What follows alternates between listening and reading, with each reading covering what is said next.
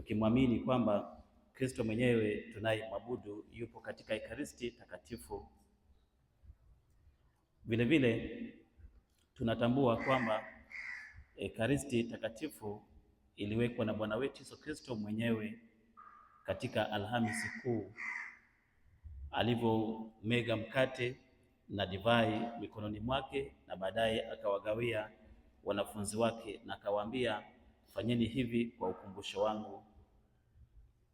Kwa hiyo tunapokuja kwenye ibada yetu hii takatifu, tunamwona Kristo mwenyewe aliye Ekaristi anayezungumza na sisi, lakini pia Kristo ambaye alisema kwamba ibada hii takatifu tufanye kwa ajili yake na kwa ajili ya kumbukumbu yake. Kwa hiyo kuwa mbele ya Bwana wetu Yesu Kristo ni kama shukrani kwake kwa ibada hii takatifu aliyotuachia mwili na damu yake aliye kule altareni. Tunamwona Kristo uso kwa uso, ni mwili na damu yake takatifu. Kwa hiyo tuombee sisi wenyewe ili Mungu atuzidishie imani na pia aendelee kutupa matumaini kama waumini wanaomwamini na tunaomfahamu, lakini zaidi ya yote aendelee kutupa afya njema ya mwili na roho. Na tukumbuke sisi binadamu tuko kwa ajili ya Mungu mwenyewe. Sababu ambazo tumeumbwa ili tumjue Mungu, tumpende, lakini pia tumtumikie, mwisho wa siku tuwe naye katika ufalme wa mbinguni. Kwa hiyo tumekuja hapa mbele ya Mungu Yesu Kristo aliye Ekaristi, anayetupenda sana.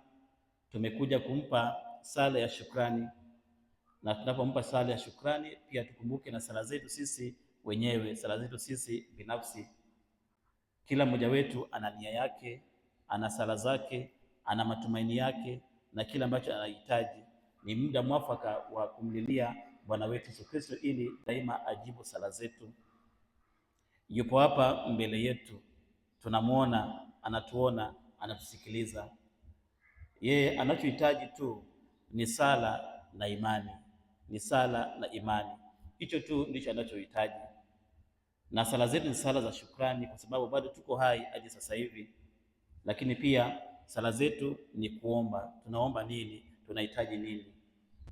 Kwa hiyo tunapotafakari Yesu Kristo na kumwona Ekaristi, basi tumwambie shida zetu, tumwambie sala zetu, tumwambie maombi yetu, na zaidi ya yote pia tukumbuke kwamba tumpe shukrani kwa sadaka hiyo takatifu ambayo ni mwili na damu yake takatifu, ili Yesu Kristo awe pamoja nasi. Kama tunavyojua vizuri, alikuwa na utukufu wake kule mbinguni na ufalme wake, na tunafahamu vizuri ufalme ni sehemu nzuri sana katika utukufu wake, mahali ambapo alikuwa anafurahia. Ili awe pamoja nasi kama leo hii yuko pamoja nasi, ilibidi aache vyote na aje hapa duniani kwa ajili yetu sisi, na ndio maana mimi na wewe tuko hapa na tumekombolewa.